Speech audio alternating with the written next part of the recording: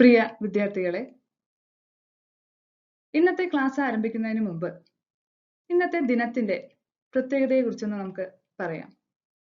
എല്ലാവർക്കും അറിയാം, ഇന്ന് വായനാ ദിനം. എല്ലാ വർഷവും ജൂൺ 19 വായനാ ദിനമായി ആചരിക്കുന്നു.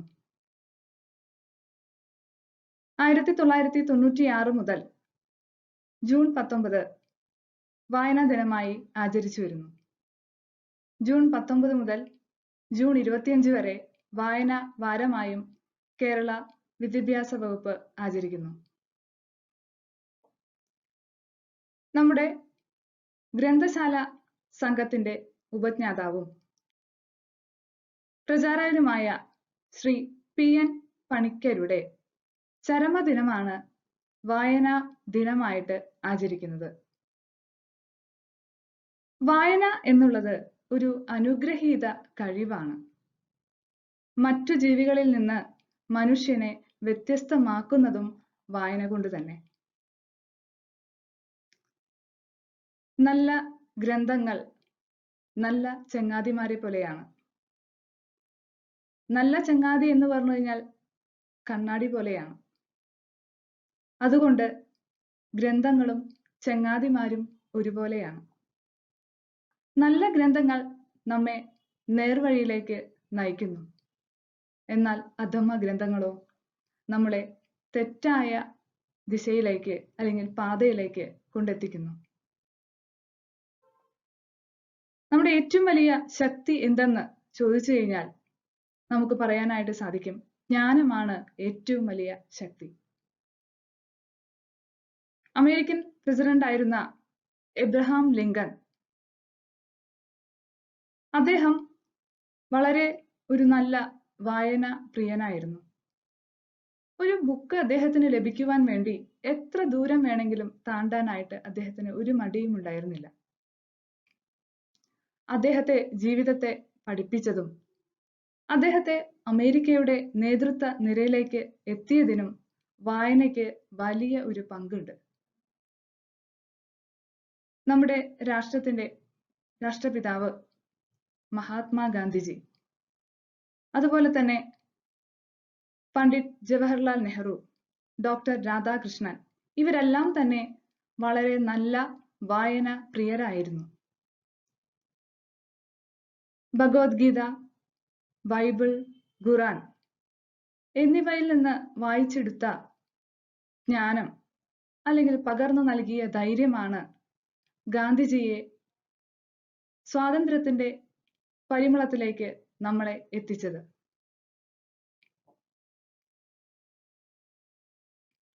വായനയ്ക്ക് വലിയ ഒരു പങ്ക് നമ്മുടെ സമൂഹത്തിലുണ്ട്. നല്ല സമൂഹത്തെ വാർത്തെടുക്കാനായിട്ട് വായന വളരെയധികം സഹായിക്കുന്നു. സ്വയം നമ്മളെ അറിയാനും മറ്റുള്ളവരെ ബോധ്യപ്പെടുത്താനും വായന കൊണ്ട് നമുക്ക് സാധിക്കുന്നു. ഇന്നത്തെ സമൂഹത്തിൽ വായനയ്ക്ക് വളരെയധികം പ്രാധാന്യമുണ്ട്. എന്നാൽ സാങ്കേതിക വിദ്യയുടെ വരവ് മൂലം ഇന്ന് വായനയുടെ മൂല്യം നഷ്ടപ്പെടുന്നുണ്ടോ എന്ന് നാം ചിന്തിക്കേണ്ടിയിരിക്കുന്നു. നല്ലൊരു പൗരനെ അല്ലെങ്കിൽ നല്ലൊരു നാളേക്ക്, നല്ലൊരു സമൂഹത്തിന് വേണ്ടി വായന വളരെയധികം നമ്മെ സഹായിക്കുന്നുണ്ട്. വായന കൊണ്ട് നമുക്ക് വലിയ ഒരു ഉയർച്ചയിലേക്ക് എത്താനായിട്ട് സാധിക്കുന്നു. എല്ലാവർക്കും സമൂഹത്തിലെ നല്ല പൗരന്മാരായി തീരാനായിട്ട് വായന കൊണ്ട് സാധിക്കട്ടെ എന്ന് ഞാൻ ആത്മാർത്ഥമായി പ്രാർത്ഥിക്കുന്നു.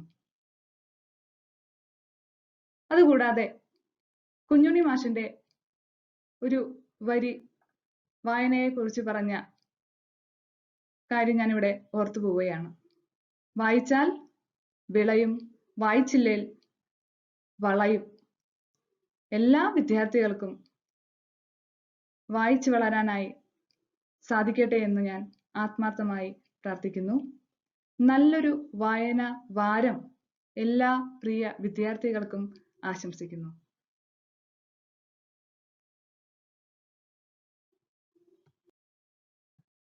നമുക്ക് ക്ലാസ്സിലേക്ക് കിടക്കാം. ഇൻകം ആൻഡ് എക്സ്പെൻഡിച്ചർ അക്കൗണ്ടിലെ കുറച്ച് കാര്യങ്ങൾ നമ്മൾ ഇന്നലത്തെ ക്ലാസ്സിൽ പഠിച്ചു കഴിഞ്ഞിരുന്നു.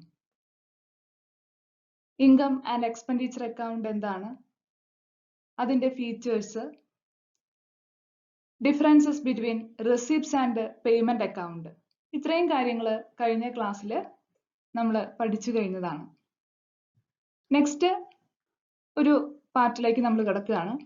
ഇൻകം ആൻഡ് എക്സ്പെൻഡിച്ചർ അക്കൗണ്ട് എങ്ങനെ നമുക്ക് തയ്യാറാക്കാം?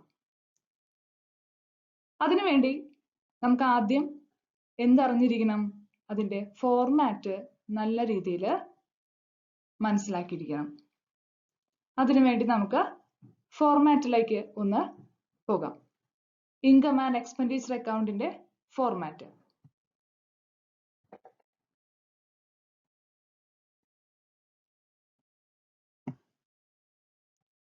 Format of income and expenditure account. ഇവിടെ നമുക്ക് കാണാനായിട്ട് സാധിക്കും ഇൻകം ആൻഡ് എക്സ്പെൻഡിച്ചർ അക്കൗണ്ടിന്റെ ഫോർമാറ്റ്. ആദ്യം നമ്മൾ ഹെഡിങ് കൊടുക്കുക, income and expenditure account for the year ending. ഏതാണ് ഇയർ തന്നിരിക്കുന്നത് വെച്ചാൽ അവിടെ എടുത്ത് എഴുതുക. നമ്മൾ പറഞ്ഞിട്ടുണ്ട്, ഇന്നലത്തെ ക്ലാസ്സിൽ പറഞ്ഞിരുന്നു, 2 സൈഡുകളാണ് ഇതിനുള്ളത്. ഡെബിറ്റ് സൈഡിൽ എല്ലാ തരത്തിലുള്ള എക്സ്പെൻസസും നമ്മൾ റെക്കോർഡ് ചെയ്യുന്നു. ക്രെഡിറ്റ് സൈഡിൽ ഇൻകം ആണ് റെക്കോർഡ് ചെയ്യുന്നത്. പ്രോഫിറ്റ് ആൻഡ് ലോസിന്റെ പോലെ തന്നെയാണ് ഇൻകം ആൻഡ് എക്സ്പെൻഡിച്ചർ അക്കൗണ്ടും പ്രിപ്പയർ ചെയ്യുന്നത്.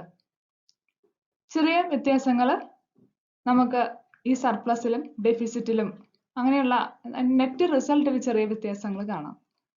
പ്രോഫിറ്റ് ആൻഡ് ലോസിലാണെങ്കിൽ നെറ്റ് പ്രോഫിറ്റും അല്ലെങ്കിൽ നെറ്റ് ലോസ് ആയിരിക്കും വരിക. ഇവിടെ സർപ്ലസും ഡെഫിസിറ്റ് ആണ് വരുന്നത്.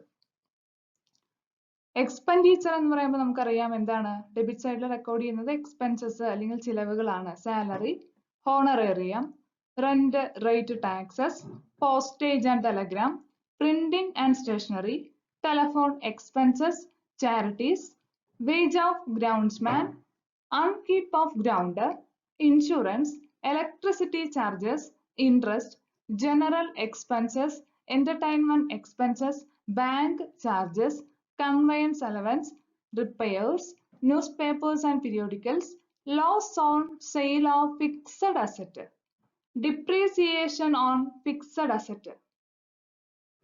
ഇൻകം സൈഡിൽ, അതായത് ക്രെഡിറ്റ് സൈഡിൽ നമ്മൾ ഇൻകം ആയിട്ട് റെക്കോർഡ് ചെയ്യുന്നത് subscriptions, general donation, entrance fee not capitalised, revenue items മാത്രമാണ് ഇവിടെ നമ്മൾ റെക്കോർഡ് ചെയ്യുക.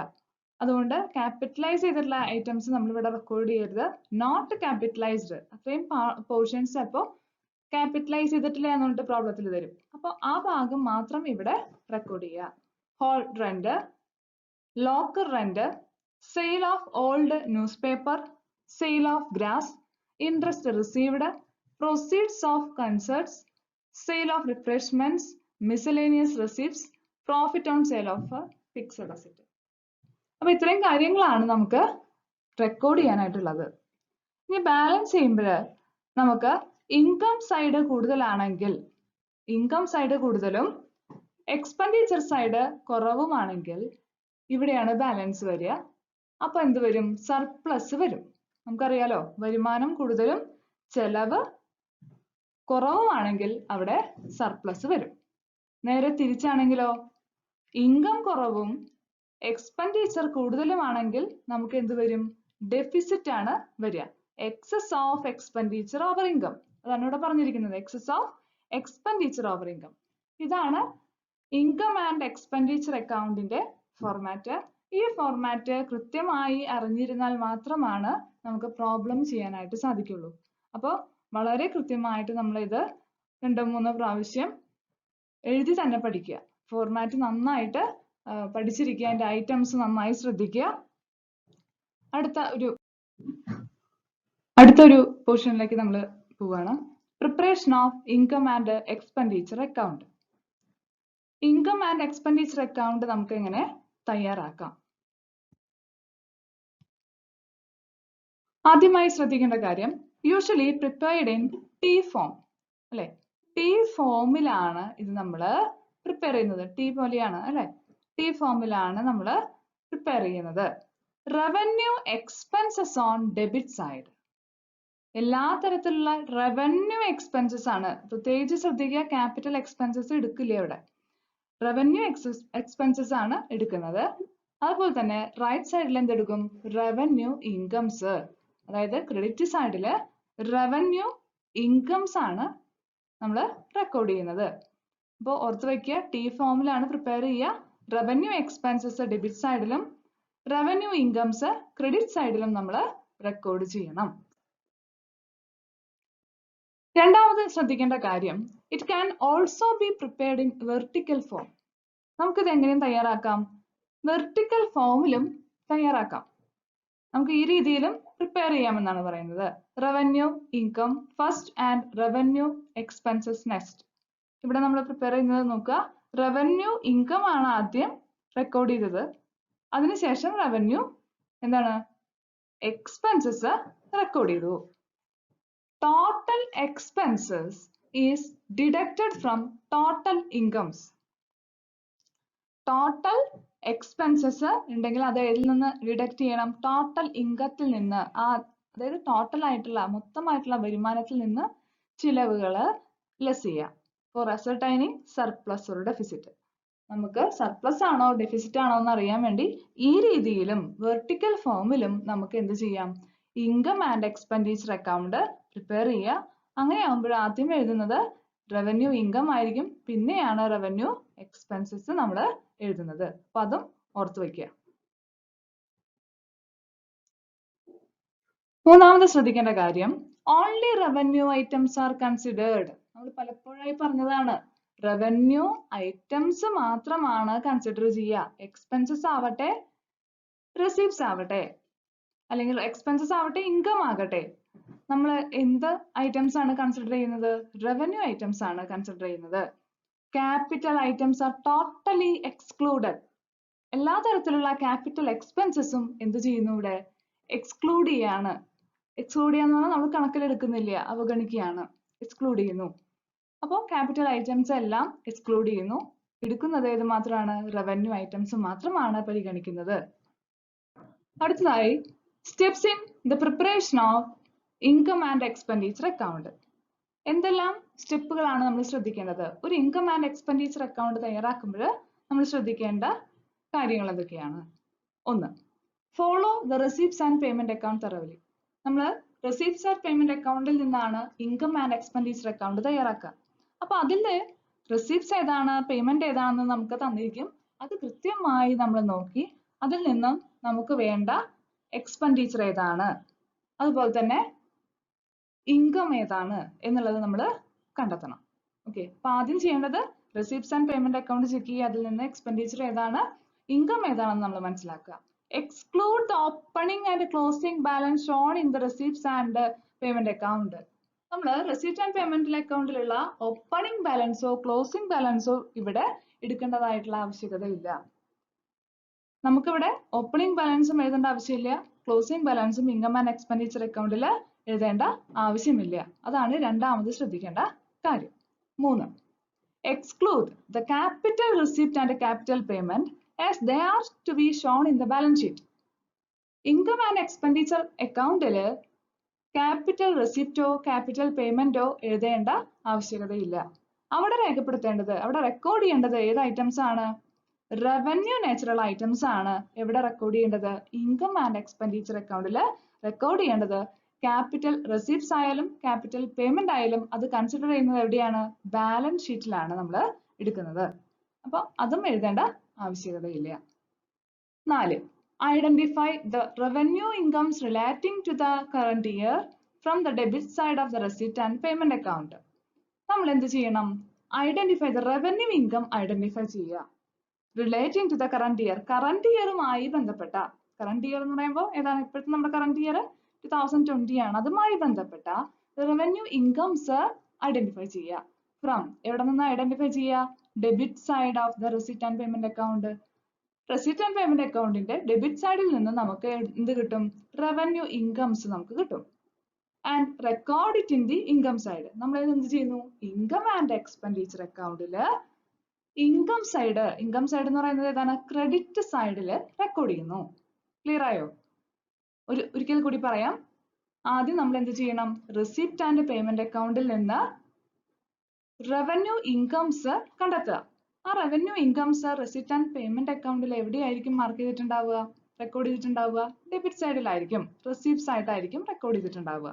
അവിടെ നിന്ന് നമ്മൾ റവന്യൂ ഇൻകംസ് നമ്മൾ കണ്ടെത്തുന്നു.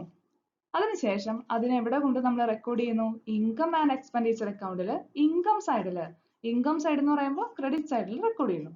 Then ഇനി accrued income must be added. നമ്മൾ ഇന്നലെ പറഞ്ഞിരുന്നു എന്താണ് അക്രൂഡ് ഇൻകം എന്നുള്ളത്. അക്രൂഡ് ഇൻകം ഉണ്ടെങ്കിൽ അതെന്ത് ചെയ്യണം? ആഡ് ചെയ്യണം. നമ്മൾ സാധാരണ പ്രോഫിറ്റ് ആൻഡ് ലോസിൽ നമ്മളിപ്പോൾ ഇൻട്രസ്റ്റ് റിസീവ്ഡ് എന്നുള്ള ഒരു ഐറ്റം ഉണ്ടെങ്കിൽ നമ്മൾ അത് എവിടെ എഴുതാറ്? പ്രോഫിറ്റ് ആൻഡ് ലോസിലാണെങ്കിൽ അത് ക്രെഡിറ്റ് സൈഡിൽ എഴുതണം. അക്രൂഡ് ഇൻട്രസ്റ്റ് ഉണ്ടെങ്കിൽ നമ്മൾ ആഡ് ചെയ്യാറുണ്ട്.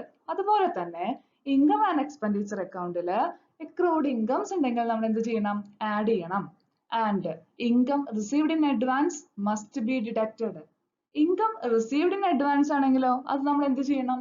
ഡിഡക്ട് ചെയ്യണം. അക്രൂഡ് ഇൻകം ആണെങ്കിൽ ആ ഇൻകത്തിന്റെ കൂടെ ആഡ് ചെയ്യുക. അല്ലെങ്കിൽ നമ്മൾ എന്ത് ചെയ്യുക? ആ ഇൻകത്തിൽ നിന്ന് ഇൻകം റിസീവ്ഡ് ഇൻ അഡ്വാൻസ് ആണെങ്കിൽ ഡിഡക്ട് ചെയ്യുക. ഓക്കെ, ക്ലിയർ ആയിട്ടുണ്ടാവും എന്ന് വിചാരിക്കുന്നു.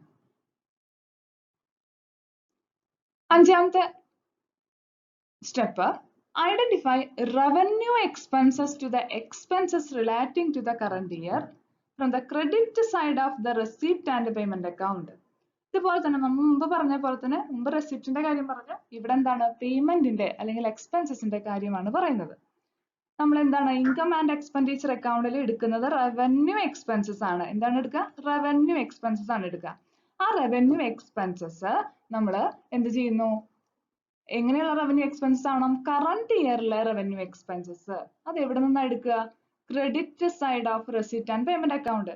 റെസിപ്റ്റ് ആൻഡ് പേയ്മെന്റ് അക്കൗണ്ടിന്റെ ക്രെഡിറ്റ് സൈഡ് എന്ന് പറയുമ്പോൾ എന്താണ്? പേയ്മെന്റ് ആണ് അവിടെ വരിക. ആ പേയ്മെന്റിൽ നിന്ന് നമുക്ക് വേണ്ട റവന്യൂ എക്സ്പെൻസസ് നമ്മൾ എടുക്കുന്നു. കറന്റ് ഇയറുമായി ബന്ധപ്പെട്ട റവന്യൂ എക്സ്പെൻസസ് എടുക്കുന്നു. അതിനുശേഷം നമ്മൾ എവിടെ റെക്കോർഡ് ചെയ്യുന്നു അതിനെ? ഇൻകം ആൻഡ് എക്സ്പെൻഡിച്ചർ അക്കൗണ്ടില് എക്സ്പെൻഡിച്ചർ സൈഡിൽ റെക്കോർഡ് ചെയ്യുന്നു. എക്സ്പെൻഡിച്ചർ സൈഡ് എന്ന് പറയുന്നത് എവിടെയായിരിക്കും? ഡെബിറ്റ് സൈഡിൽ നമ്മൾ റെക്കോർഡ് ചെയ്യുന്നു. ഒരിക്കൽ കൂടി പറയാം.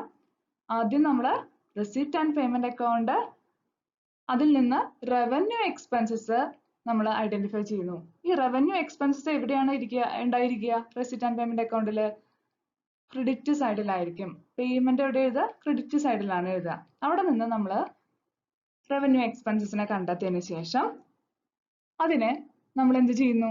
ഇൻകം ആൻഡ് എക്സ്പെൻഡിച്ചർ അക്കൗണ്ടില് ഡെബിറ്റ് സൈഡില്, അതായത് എക്സ്പെൻഡിച്ചർ സൈഡില് റെക്കോർഡ് ചെയ്യുന്നു. Okay, any outstanding expenses must be added. എല്ലാ തരത്തിലുള്ള ഔട്ട്സ്റ്റാൻഡിംഗ് എക്സ്പെൻസസും നമ്മൾ ആഡ് ചെയ്യണം. പ്രോഫിറ്റ് ആൻഡ് ലോസ് അക്കൗണ്ട് ഒന്ന് ഓർത്ത് നോക്കുക. അവിടെ നമുക്ക് സാലറി ഒരു എക്സ്പെൻസ് ആണ്. നമ്മൾ സാലറി ആണെങ്കിൽ എവിടെ എഴുതാറ്? ഡെബിറ്റ് സൈഡിലാണ് എഴുതാറ്. പ്രോഫിറ്റ് ആൻഡ് ലോസ് അക്കൗണ്ടിന്റെ ഡെബിറ്റ് സൈഡിലാണ് എഴുതാറ്. അഡ്ജസ്റ്റ്മെന്റില് ഔട്ട്സ്റ്റാൻഡിംഗ് തന്നിട്ടുണ്ടെങ്കിലോ നമ്മൾ എന്ത് ചെയ്യാറുണ്ട്? ആഡ് ചെയ്യാറുണ്ട്. അതുപോലെ തന്നെയാണ് ഇൻകം ആൻഡ് എക്സ്പെൻഡിച്ചർ അക്കൗണ്ടില് ഔട്ട്സ്റ്റാൻഡിംഗ് ഉണ്ടെങ്കിൽ അതെന്ത് ചെയ്യണം? ആഡ് ചെയ്യണം. And prepaid expenses must be deducted. അറിയാം അല്ലെ? പ്രീപെയ്ഡ് എക്സ്പെൻസ് ആണെങ്കിൽ നമ്മൾ പ്രോഫിറ്റ് ആൻഡ് ലോസിൽ എന്താ ചെയ്യുക? ഡിഡക്ട് ചെയ്യുന്നു ആ റെസ്പെക്റ്റീവ് എക്സ്പെൻസിൽ നിന്ന്. അപ്പൊ ഇൻഷുറൻസിന് പ്രീപെയ്ഡ് ഉണ്ടെന്ന് വിചാരിക്കാം. അപ്പൊ ഇൻഷുറൻസ് നമ്മൾ എമൗണ്ട് എഴുതിയിട്ടുണ്ട് 900. അതിൽ നിന്ന് പ്രീപെയ്ഡ് എക്സ്പെൻസസ് 100 വന്നു വെച്ചാൽ നമ്മൾ അത് കുറച്ചിട്ടുള്ള എമൗണ്ട് ആണ് നമ്മൾ 800 ആണ് നമ്മൾ എവിടെ കാണിക്കുക? പ്രോഫിറ്റ് ആൻഡ് ലോസ് അക്കൗണ്ടിൽ കാണിക്കുക. അതായത് പ്രീപെയ്ഡ് എക്സ്പെൻസ് നമ്മൾ ലെസ് ചെയ്യണം എന്നുള്ളത് മനസ്സിലാക്കി വെക്കുക. അപ്പൊ ഇത്രയും കാര്യങ്ങളാണ് അഞ്ചാമത്തെ സ്റ്റെപ്പിൽ നമ്മൾ ശ്രദ്ധിക്കേണ്ടത്. ആറാമത്തെ, consider the following items not appearing in the receipt and payment account that need to be taken into this account for determining the surplus or deficit of the current year. ഇവിടെ പറഞ്ഞിരിക്കുന്നത് എന്താണ്? Consider the following items. നമ്മൾ ഇവിടെ consider ചെയ്യണം, പരിഗണിക്കണം. എങ്ങനെയുള്ള ഐറ്റംസിനെയാണ് പരിഗണിക്കേണ്ടത്?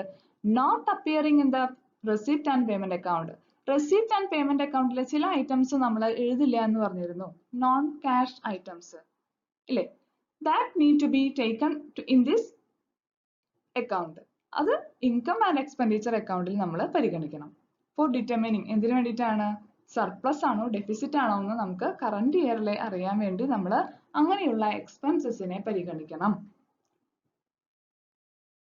Depreciation അങ്ങനെയുള്ള ഐറ്റംസ് ആണ് പറയുന്നത്. Depreciation of fixed asset. Depreciation of fixed asset. Then മറ്റൊന്നാണ് provision for doubtful debts. Provisions ഉണ്ടെങ്കിൽ അത് കൺസിഡർ ചെയ്യണം. Profit or loss of sale of fixed asset. Fixed asset വിറ്റ് കിട്ടുന്ന പ്രോഫിറ്റോ ലോസോ ഉണ്ടെങ്കിൽ അതും നമ്മൾ ഇവിടെ പരിഗണിക്കണം. ഇൻകം ആൻഡ് എക്സ്പെൻഡിച്ചർ അക്കൗണ്ടിൽ പരിഗണിക്കണം. ഒന്നുകൂടി പറയാം. ഡിപ്രീസിയേഷൻ ഓഫ് ഫിക്സഡ് അസറ്റ് ഉണ്ടെങ്കിൽ അത് കൺസിഡർ ചെയ്യുക. പ്രൊവിഷൻ ഫോർ ഡൗട്ട്ഫുൾ ഡെറ്റ് ഉണ്ടെങ്കിൽ അത് നോക്കുക. ദെൻ പ്രോഫിറ്റ് ആണോ ലോസ് ആണോ, അതായത് നമ്മളൊരു ഫിക്സഡ് അസറ്റ് വിറ്റ് കിട്ടിയ പ്രോഫിറ്റോ ലാഭമോ നഷ്ടമോ ഉണ്ടെങ്കിൽ അതും നമ്മൾ എന്ത് ചെയ്യണം? പരിഗണിക്കണം. അപ്പൊ ഇത്രയും കാര്യങ്ങൾ നിങ്ങൾ പല സ്റ്റെപ്പുകളിലായിട്ട് നമ്മൾ കണ്ടു. ഒരു income and expenditure account prepare ചെയ്യാനായിട്ട് നമുക്ക് ആവശ്യമുള്ള 6 സ്റ്റെപ്പുകളാണ് നമ്മളിവിടെ കണ്ടത്. നമ്മൾ അതിന്റെ ഫോർമാറ്റും കണ്ടു കഴിഞ്ഞു. ഇനി നമുക്ക് നെക്സ്റ്റ് ക്ലാസ്സിൽ അതിന്റെ പ്രോബ്ലംസ് ചെയ്തു തുടങ്ങണം. അത് തുടങ്ങണമെങ്കിൽ നിങ്ങൾ ഈ ഇൻകം ആൻഡ് എക്സ്പെൻഡിച്ചർ അക്കൗണ്ടിന്റെ ഫോർമാറ്റും സ്റ്റെപ്സുകളും നന്നായി പഠിച്ചിരിക്കണം. എന്നാൽ മാത്രമാണ് നമുക്ക് പ്രോബ്ലത്തിലേക്ക് കടക്കാനായിട്ട് സാധിക്കുള്ളൂ. അപ്പൊ എല്ലാവരും നന്നായി പഠിക്കുക. Okay, thank you.